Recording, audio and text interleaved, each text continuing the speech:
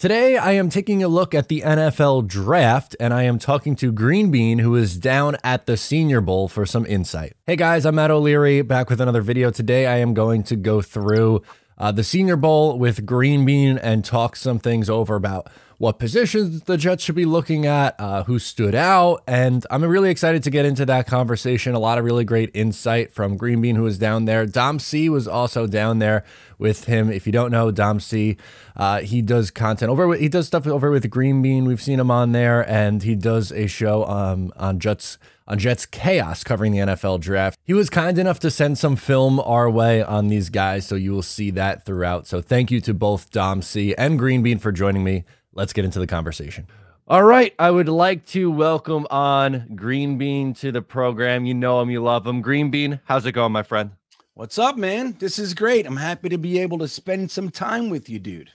Absolutely. I am very excited to get into the draft conversation now. As you well know, this is our favorite time of year as Jet fans going through and doing projections. But the stream that we do every year for the draft, me, you, and Ryan, is just, I think my favorite thing we do all year. So just inching closer to that is always a good thing.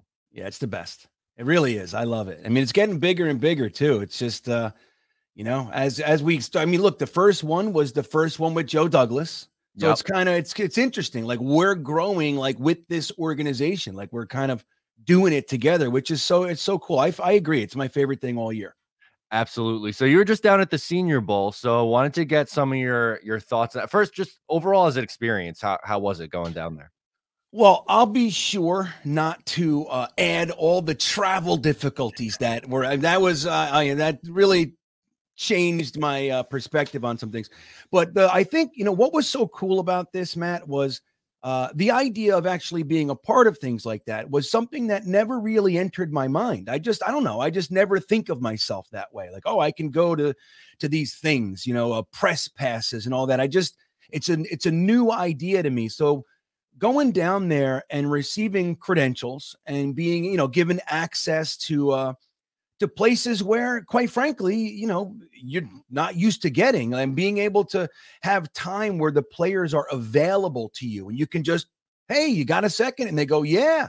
Like, they're totally looking forward to sharing their, you know, making as good of an impression as they can to as many people as they can. So they treat you, you know, it's like weird. I'm Greenbean, but they treat you as if you're kind of worthy to talk to. And I think that's an interesting experience. I have to say the Senior Bowl does a really great job of making everybody feel included and kind of, you know, putting forth this whole prepared, not for lack of a better word, like show, but a presentation. Like, everything is really well done. And the experience, I highly recommend it. If anybody's interested in such things, you want to be able to dig a little deeper into prospects, really just do it on your own terms. You don't have to see what somebody else's camera is showing you. You can take a guy and focus on him and just really look at this guy. I think it's really a great idea. And the Senior Bowl, what I learned is pretty open to the new guy. Like, they kind of want to welcome the newer people, the smaller people, which I think is pretty awesome, man. I thoroughly enjoyed it. Yeah, that's fantastic. And I saw, you know what? I noticed that there might be a chance for world peace after all with you and Connor Hughes linking down there. How was that? Yeah, well, you know, it's I talked to him when I first got the credentials. You know, I just reached out to him and said, hey, you going to the Senior Bowl this year? And he said, no, I'm not, at least out of, you know, as of now. So I left it alone. And then, like, the day, I guess he was leaving, I was leaving on the same day. I just saw that he's like heading to the Senior Bowl. So I reached out to him and just said, hey, if you're down there, I'd love to get some time. You know, I mean, maybe we can actually meet.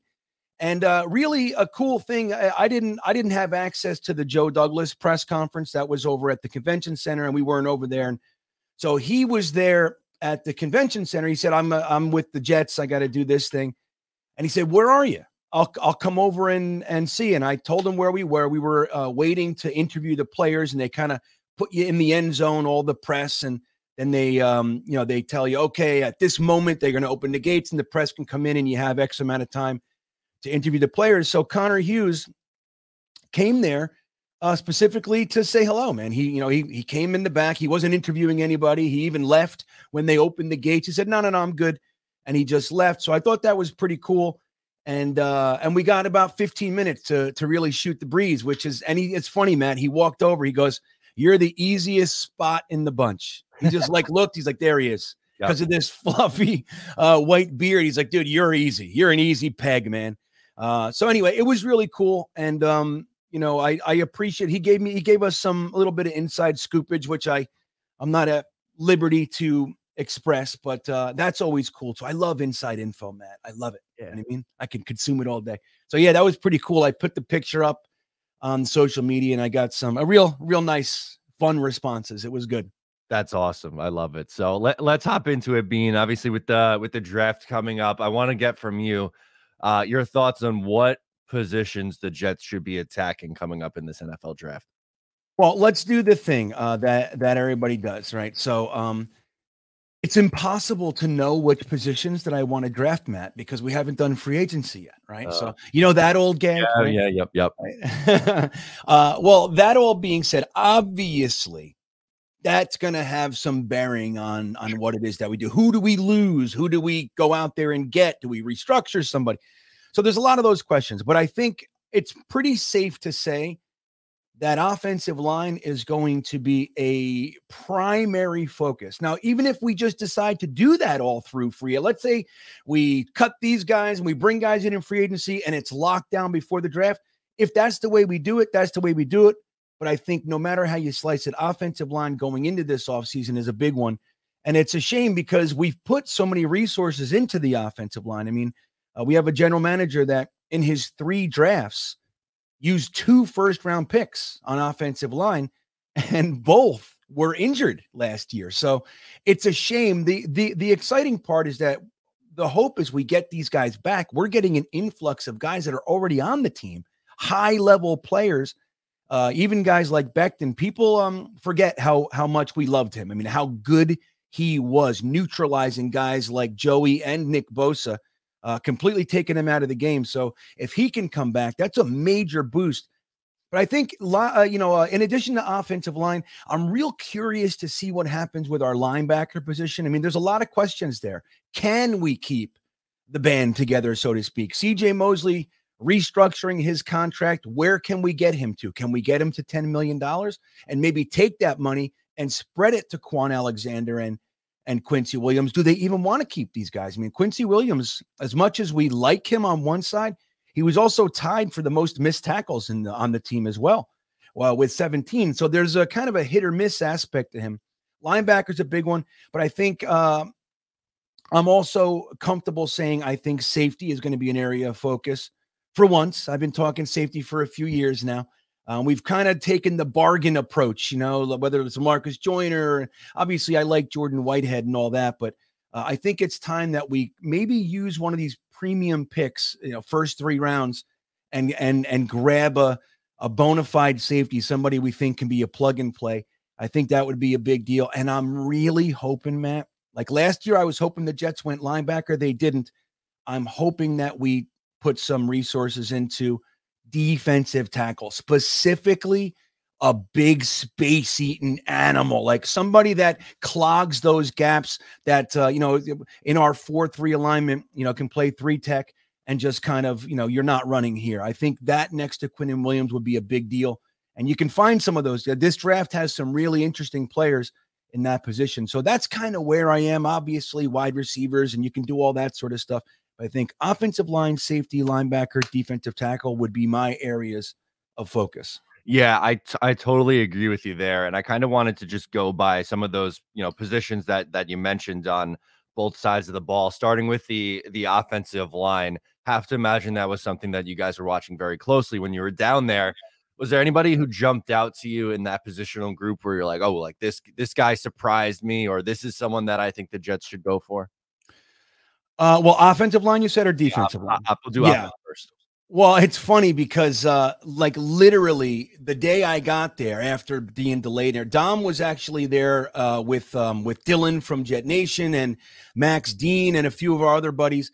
They were there for the first day of practice. I was not. So when I showed up for day 2, the first thing that we did was we just pulled up and like we walked in and parked ourselves right next to the O-line drills. Like that's exactly where we wanted to be. And it's such a great thing. I mean, we were literally, 10, 15 feet away from the drills. I mean, you could even hear conversations, you can hear the coaching, which is I just love that stuff. Like, how are they directing them? What did they see that they'd like them to maybe fix or correct or maybe they liked? So I think that was really cool. Now the interior guys were standing out much more to me, guys like Avila, like John Michael Schmitz, even Jared Patterson. They stood out, man. I mean, they were really, in my opinion, like it was clear that these guys are ready. These guys are here to make a statement. They're ready to be, higher draft picks and maybe even start right away. We got some time with those guys, which is real neat. I got to interview Avila. Dom got Patterson and John Michael Schmitz, which is super cool. Again, I'm still tickled by the idea that they just go, yeah, hello. You go, hey, can I talk to you? And they go, sure. That still gets to me. But I think even some offensive tackles, one of the guys that I focused on was out of Alabama, Tyler Steen, who he was interesting to me, but I wasn't really on him. And admittedly, I'm not as kind of advanced in my process as I have been in years past. By the time the Senior Bowl rolls around, I'm usually, knee deep and I know every prospect by face. And I'm not there yet. So I'm still looking at guys like my first look, which is kind of cool to be at the Senior Bowl and have that opportunity to do that. So Tyler Steen was one that we focused on. We got to interview him as well and kind of talk to them about, which types of offenses they think that they would be good. I can't remember which one, specifically off my head what they said, but yeah, he was somebody. But I think the guys that really stood out, and I'm hoping that the Jets go for, Matt, is I'm really hoping that we go for a center. And if that's a center guard, that's fine. But I don't see Connor McGovern staying here. I think this is his last big contract, most likely. He's the #1 center on the market. I mean, how can we possibly keep up? Honestly, I just don't see it. So I think it would be really beneficial if we use that 2nd round pick or so on maybe a center. And I think some of these guys are going to be there. Maybe you can push it to the 3rd. You know how centers slide. But yeah, some of those guys were really standing out. And watching those drills is just fantastic. I mean, that's where the action is. You know what I mean? They're going, man. They're trying to make a statement. It's me versus you. And they know like the whole world's watching and it's just you and this guy. So they really put a lot into that. And you can see the edge and the anger when they get, maybe somebody gets them. You can see it. Like you can feel the tense aspect of it, which is, it's right up my alley, man. It's my cup of tea. So O-line was the big focus. And I think interior guys were really standing out the most to me. Yeah, that totally makes sense. And I agree. I think center, it's time to get that next center. And to personally, I think John Michael Schmitz is the best center in this class. I don't know if you feel differently on that, but I think it's time to, draft that guy. They went from Mawai to Mangold, and we were spoiled for what, 20 years, a little more than that even. And they've been trying to get that long-term replacement. And like you said, McGovern, while he's been okay, there's been moments where he's been good, and then there's other times where I feel like he struggles a little bit, but I don't think he signs again. I agree. I think he's going to go to the market, and I think he gets a raise, which I don't know if the Jets could really afford. And someone like John Michael Schmitz, if they're keeping their 2nd round pick, like assuming it's not included in a trade for a quarterback, or maybe they don't trade for a quarterback, whatever, that is someone that I have circled looking at that the Jets, in my opinion, should be looking to take in the 2nd round. Yeah, well, I would agree. And I think, obviously other teams are going to be looking at that as well. And like you said, there's a lot of questions that still need to be answered. Who is our quarterback? What do we got? What do we have to give up? Is it a 2nd for Carr? Is it a 1st for Rodgers? Do we do any of that? Do we go for Jimmy G? So let's say hypothetically, like we did this, we had some fun in the 10 o'clock mock last night where we traded back, as I think Joe Douglas will be looking to do. I think that's a realistic mindset that he'll slide back a little bit, but we slid back, gained a 2nd, and then we used a 2nd and a 5th to grab Carr, right? So let's say we do something like that where we either give up a second or we gain an extra second. I think that center has to be at least in the conversation.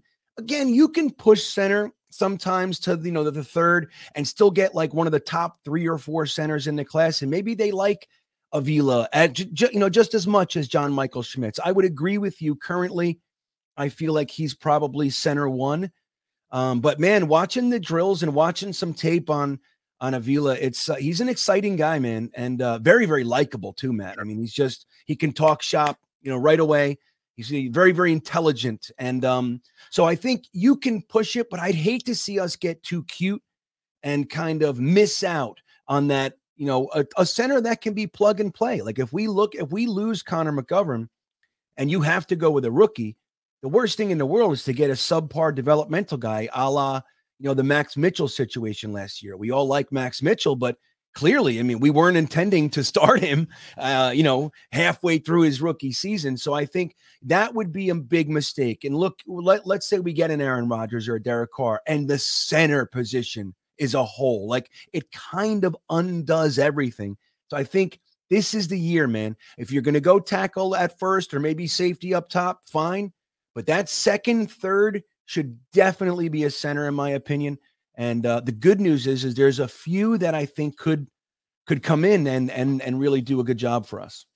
Yeah, and this guy's not a center, but I know he was a name that was very popular down there and a polarizing player, Cody Mock from North Dakota State. What's your feeling on him? Do you think he's translating well? Because originally, if I'm not mistaken, I think he was originally a tight end, and then they converted him to tackle, and then he also kind of played inside a little bit as well. So what's your take on him?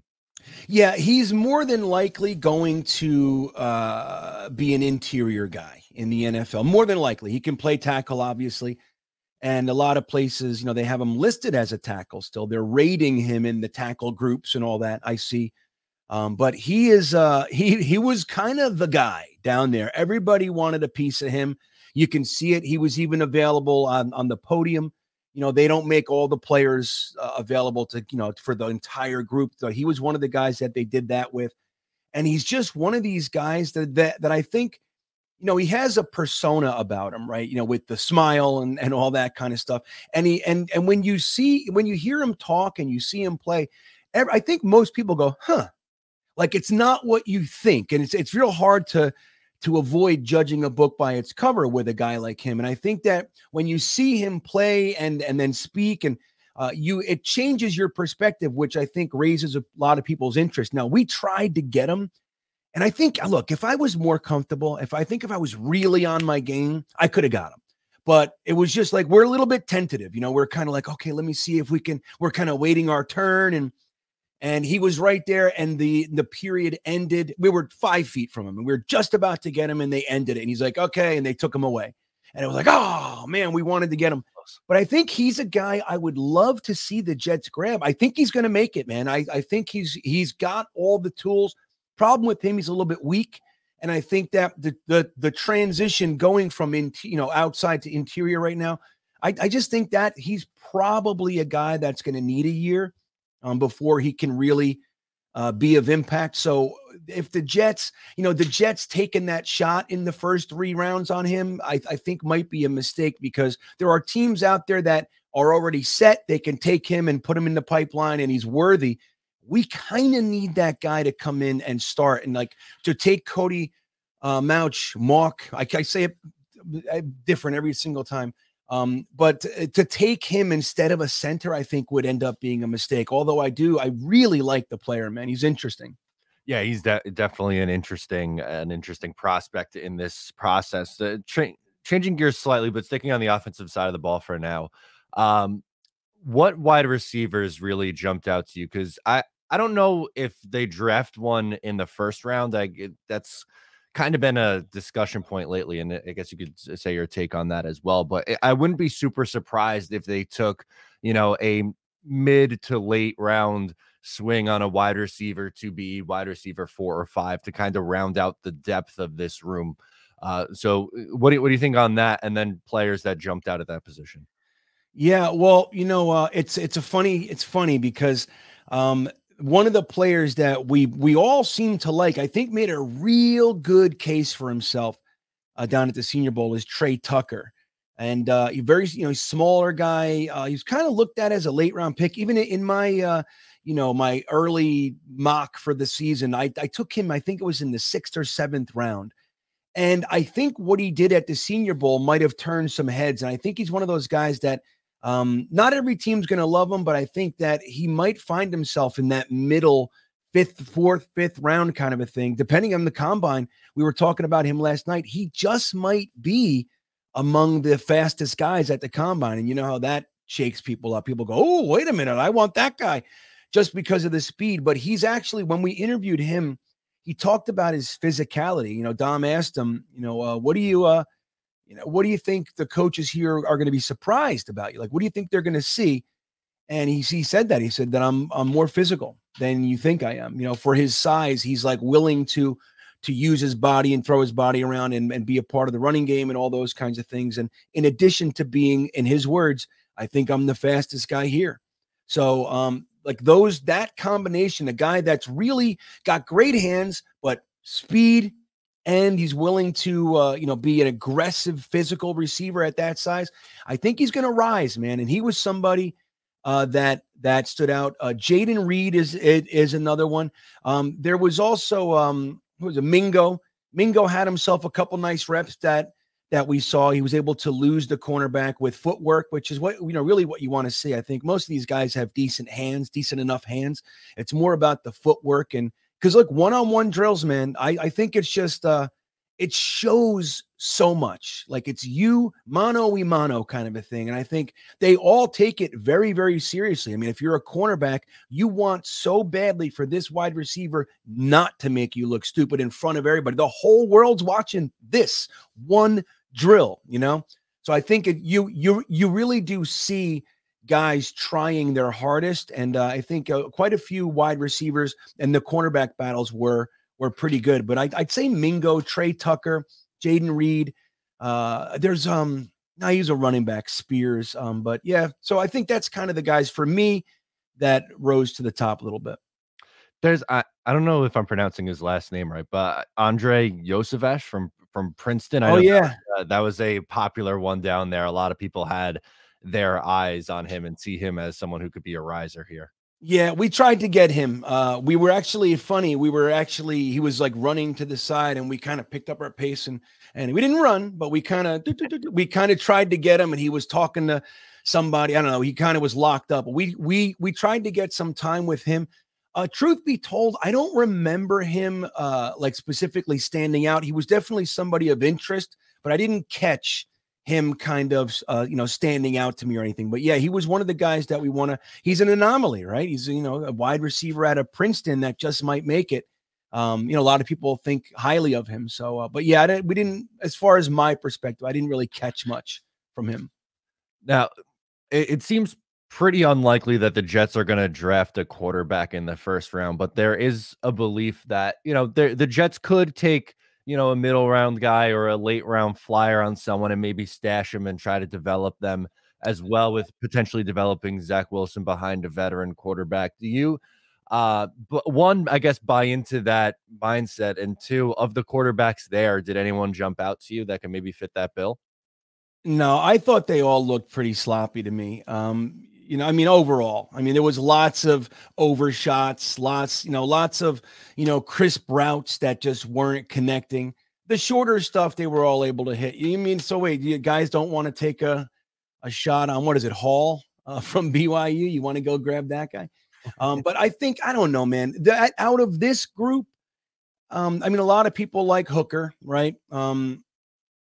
I don't know. I think as far as what the Jets are trying to accomplish this year, we're kind of locked into this development situation with the guy that we hoped would be our long-term starter. So we got this Zach Wilson thing going on. And I think we're going to go out there and try to get a vet. And honest to God, I think number 2 is of vital importance. We've seen that over the past few years. Number 2, you want him to come in and be able to play. Now, is that Mike White? I don't know. Mike White, if he's proven anything, is that he has a hard time staying healthy. That's about all he's proven. He's got lots of potential one way or the other, but he's really been hurt the whole time. Now you can say it's justifiable. Look at the hits he's taken. Sure, that's all great. But the truth is, he started what 8 games and he's been injured for 6 of them. So it's not the best look. And so I think the Jets are going to put a focus on the first 2 quarterbacks. Mike White might be the guy at 2. That's fine. But I think they're going to bring in a guy. Then you have Mike White. And then you got Zach Wilson, who's a very, very expensive developmental project. Do you bring on another guy, another young guy? I don't know. I mean, I don't see it. I don't see us using one of our picks for it. Maybe we bring somebody in out of the undrafted free agents if somebody slides through that they like. I'd be very surprised if the Jets took a flyer on a quarterback with our current situation. It's just doesn't make sense to me. It doesn't make any sense. That's kind of where I am. Absolutely. And let's get to the defensive side of the ball. I think obviously we know the Jets defense is the stronger part than over their offense, but they could still use some depth and to fill in at some other positions. But looking at the defensive line, specifically on the interior, you mentioned it earlier when we started. That looks like a spot that behind Quinnen Williams, you're going to have some holes. Nathan Shepard's a free agent. Solomon Thomas is a free agent. Sheldon Rankins is a free agent. I guess how early would you want to see the Jets go, and what players that were there really, jumped out to you? Well, that's an interesting one because look, again, we're going to look at things like the talent that's there, right? Obviously, if you're really prioritizing, as an example, center, but the centers that are in that, at this tier, they're not there anymore, and it's really the next tier, and the defensive tackles are significantly higher. You're going to have to factor that stuff in. That all said, I'm really hoping. I mean, it's funny. I want all these positions to be in the first 3 picks. I want offensive tackle, I want center, I want safety. But I think defensive tackle is interesting because, especially when you're looking for specifically a run stuffer, you can find those guys for real, legitimate contributors in the later rounds. You really can. That said, do you want to bypass maybe an opportunity to get a guy that's a big space eater? Like Cansey or somebody, that can also rush the passer, can have an impact in that regard. Because look, like you said, Nathan Shepard, Sheldon Rankins, Solomon Thomas, a lot of these guys. And then you got on the edge too with Carl Lawson. I mean, Bryce Huff's a free agent. We got a lot of these guys. It's our strong suit, but a lot of these guys might not be here. And being able to continue that momentum, I think, is paramount. I mean, we don't even know if they're going to be able to re-sign Quinnen. I mean, that's a big one. So we have a lot of those questions. As far as who stood out, I liked Byron Young out of Alabama. I mean, I looked at him quite a bit. There's also Cameron Young that I thought had a good showing. Truth be told, I think I was I forget the guy. I wanted to say there was a guy that made Jarrett Patterson look silly. I don't know if you saw that rep. If Jarrett Patterson got pushed back, I mean, Matt, it had to be 10 yards. Yes, I did see that. It was just, look, sometimes you get got, you know what I mean? That's just what it is. But I can't remember who that was. And he actually had some other nice reps. I'm sorry, he's just escaping my mind. But he had some other reps too, where he was turning some heads. I think there's, as far as the Senior Bowl crop, that might not be where we go for the defensive line. I mean, there were some guys, obviously last year we were the coaches there, so we had more of an inside track. But last year we drafted 3 guys that were at the Senior Bowl, so it's definitely not beyond what we could see with the Jets. But I think we might end up not seeing any of these guys from that were there at the Senior Bowl be the defensive line pick. I thought the offensive line did a better job. Like last year, look at the MVPs of the game. They were both defensive linemen. You know what I mean? It was a different crop last year, a little bit more exciting on that end. I think the defense last year, defensive line, had a little bit stronger of a showing than maybe this year. I thought the offensive line was kind of looking like where, if we're going to take somebody from the Senior Bowl, it would be that side of the line. Yeah, absolutely. The 2 guys who jumped out to me, you mentioned one of them, Byron Young, but DJ Dale, also from Alabama. I like the idea of the Alabama defensive linemen. I feel like they're really well coached, and both of those guys, I don't think you'd have to spend a super early pick to land any of those guys. I know, like, Siaki Iku's from Baylor is a very popular name, but I think he's going to go probably earlier than you want to spend a pick on a defensive tackle. But I agree, kind of a sneaky need for this New York Jets team. Yeah, and look, we went through so many years, dude, where all we seemed to take was defensive tackles, right? And you look at even McCagnon. I think it was the two guys that made it the longest for McCagnon. It was like we had obviously Quinnen and then Fatukasi. They were defensive tackles. He used 2 firsts before him. You had the Rex Ryan, the Sheldon Richardsons, the Muhammad Wilkersons. We had all this focus on defensive tackle that I never wanted to see one again. Yeah. It was like, I don't care. I don't want to ever see us use a draft. That's how I felt. But now we're getting to this place where, look, we have secured the cornerback position. We do have talent at wide receiver. If the offensive line can stay healthy, like we have some real talent there. We have good running backs. The safety is a question, and the linebackers, see if we can keep them together. But I'd be fine with this group at linebacker, and adding Sherwood to the mix. But then you look at like, where is this weakness? It just so happens to be, in my opinion, run stuffing defensive tackle. And again, good news is you don't necessarily need to use a 1st or 2nd round pick to find those guys.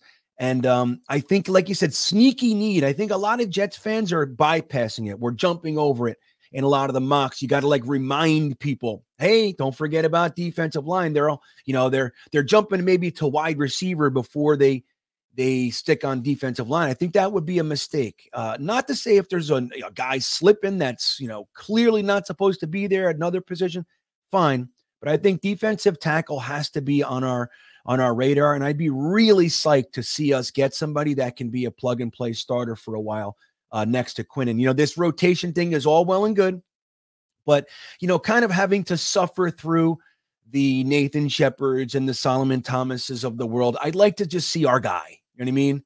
Our guy, and then the other guys are depth. I'd like to establish that a little bit more this year. I think we have an opportunity to do it if we play this right. Absolutely. And let's get into the linebackers.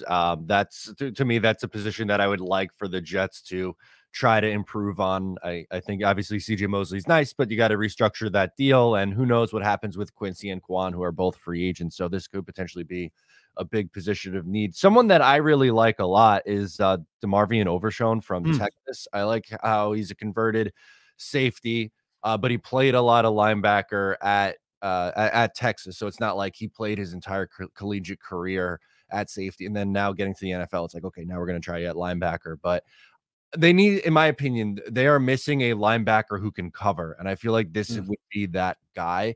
What did you think of him if you saw much of him down at the Senior Bowl? And was anyone else really jumping out to you there?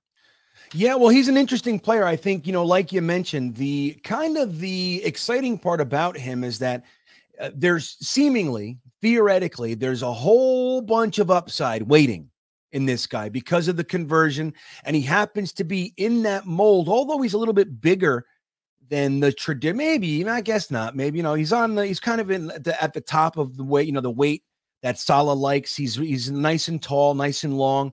But he's already got a jump on what Saleh likes to do, which is convert safeties to linebackers. So the idea with Overshown is that he's going to have, potentially a whole bunch still to grow into in this newer position of linebacker. He might be an interesting one in the mids. Now, where we go and take linebacker, I think is going to be contingent upon our ability to keep and/or who we want to keep from this group. Again, I think you bring up the main point, which is our weakness has been coverage.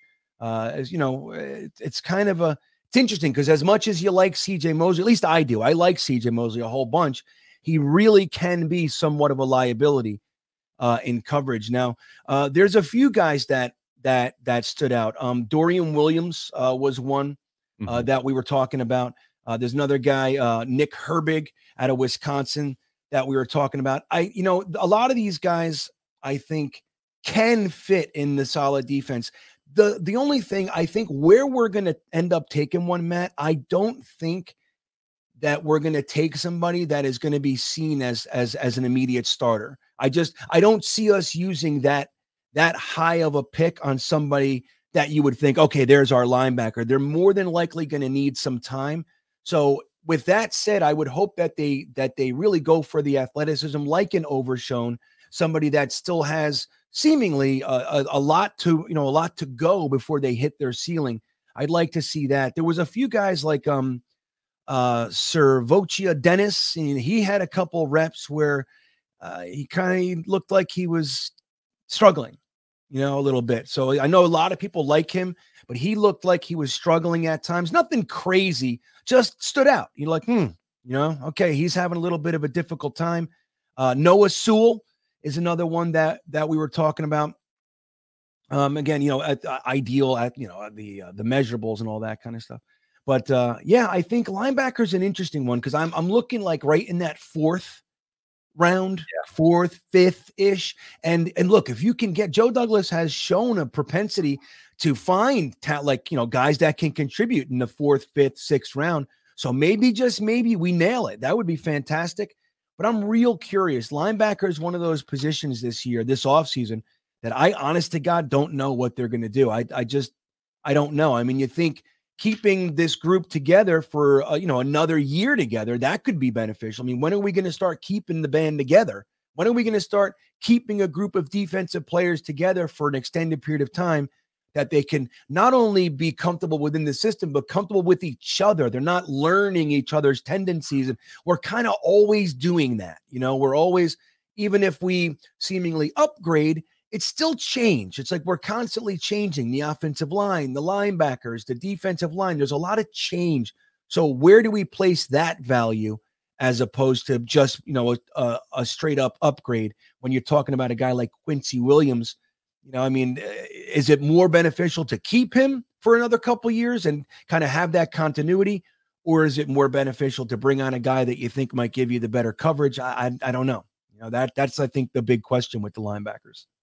Totally. Absolutely. And I don't think I've seen a mock draft for the Jets Greenbean where one of Jordan Battle or JL Skinner aren't ended up as a member of the Jets. So obviously, they were down there, and just thoughts on the safety position and some other names.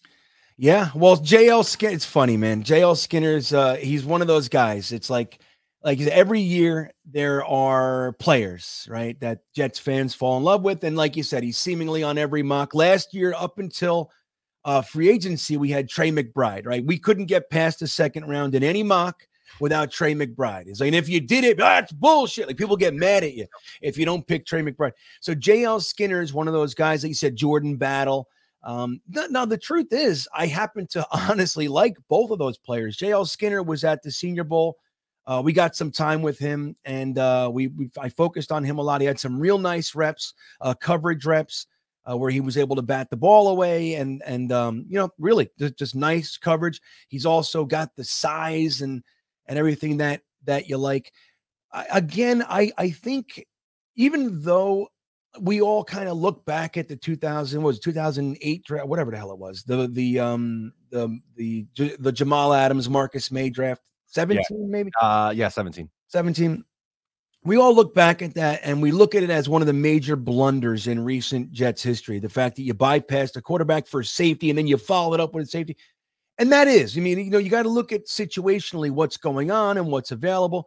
But now we're at a place, again, where I think safety, when you look at our defense, even if you kept let's say we don't address defensive tackle, you just keep Nathan Shepard and Sheldon Rankin, you just keep it together. And then the only thing that you really improve is safety. I think that would have a massive impact. One of the things that we struggle with is turnovers, right? We not in the beginning of the year. The first half of the year, we had a turnover every game. Then that fell off a cliff. But I think a lot of that comes with our ability, for the safeties to diagnose the play early, be able to, kind of get to the ball, have that nose for it. We're missing that. And, and then obviously the run support and maybe even some blitz stuff. I think, using a premium pick on a true, just honest to goodness player, at the position, I think would pay major dividends for this team. Like, we have such a strong cornerback group. They need that behind them. You can't have a half-assed approach, Ashton Davis, LaMarcus Joyner running around back there. I think depth, fine, but I think it's time again. While I definitely hated the Jamal Adams situation, it's different. It's time. I think safety could even be, Matt, the first round pick, in my opinion. I think it could. Likely, maybe not, but I think there's an argument to be made. And I would not be upset. You remember last year I was talking a lot of Kyle Hamilton and stuff. I don't see maybe that exact type of player, but I still think there are guys worthy of the first round. And if the Jets decided to do that, let's say Paris Johnson and Skronsky are gone. They don't love Broderick Jones, and they think some of the other guys will be there in the same tier. And they're standing there at 13. They don't have a trading partner, and Branch is sitting there. And it's like, bring them on. You know what I mean? Let's go. Put them behind, the boys, and let's rock and roll, and we'll address the tackle position in the second. I mean, I think there's definitely a scenario where that would be justifiable, and I wouldn't hate it, man. I think that this is the year where that can have a large impact on what we're trying to accomplish. No, I agree with you. I think there is a world where they can take. I wouldn't put it as super likely. I think offensive tackle is far and away the favorite for if they have their first round pick, that's what they would do. But second most likely option, maybe third. I think if you're going a different position, I think that makes a ton of sense, because you could honestly make a case that they need two new starting safeties. The Joyner was really bad at the start of the year, got better, and then fell off a cliff, was kind of banged up. And Jordan Whitehead, man, I liked the signing at the time, but he just misses a ton of tackles. And that's such a big issue for this team, the amount of missed tackles. If they were to shore up the safety spot, just think about how much it could really elevate this defense to a completely different level. Totally. I mean, it was quite literally for much of the year a weakness. So you have this super crazy strength with DJ Reed, Sauce Gardner, and to a slightly lesser degree, Michael Carter II. I mean, you got these guys, dude, they're playing so well. And then you have right behind them kind of the weakness of the defense in many respects. And like you said, with Jordan Whitehead, I was very happy with the signing. Now, we all wanted Marcus Williams, who's shooting for the top. But I think most Jets fans were like, okay, all right, good. And what he was supposed to bring was that sure tackling, run support, maybe a little bit less in coverage, but okay, you can deal with that. And the other guy's tied for the most missed tackles on the team with Quincy Williams. He's the guy who's supposed to be the sure tackler. I think he just didn't do that for us. And the opportunity to gain almost $7.5 million by cutting him, I think if they see the opportunity, man, I think that they'll take it, because we're up against the cap this year. Obviously, the expansion and in the cap dollars, it helps a little bit, but we're still tight. We're tighter than we're used to being. And I think when you're looking at places that you can gain some cap space back, when you look at Jordan Whitehead's performance, I think he's one of the guys that you have to have at least on the table, especially when you look at the draft and there's a guy sitting there. You're like, well, you know what? I can get this guy for, rookie contract, and I can save the $7.5 million. So you end up improving, upgrading, and saving the money. I think you can't ignore things like that. I think Joe Douglas is smart enough to look at it that way as well. I mean, I'm not saying that I think it's definitely, I wouldn't be blown away if they just left it alone and kept Jordan Whitehead and said next year in this system, he'll be better, like Sheldon Rankins, like Quincy Williams. That can happen too. But I definitely think it's possible. And like you said, there is a world where safety could be the first round pick, and if not, the second round pick. I wouldn't be surprised at all. As a matter of fact, I'd be in favor of one of those two picks being safety. Absolutely. Greenbean, I appreciate you joining me. Where can people find your stuff if they want to follow along with you? Well, let's see. You can go to Greenbean Jets Fan on YouTube. I do all kinds of stuff there. And that's about it. Yeah, I guess you could just find me there. Just go to my YouTube page and you can find my stuff. I love it. Greenbean, thank you so much for joining me. I'm Matt O'Leary, and we'll talk again real soon.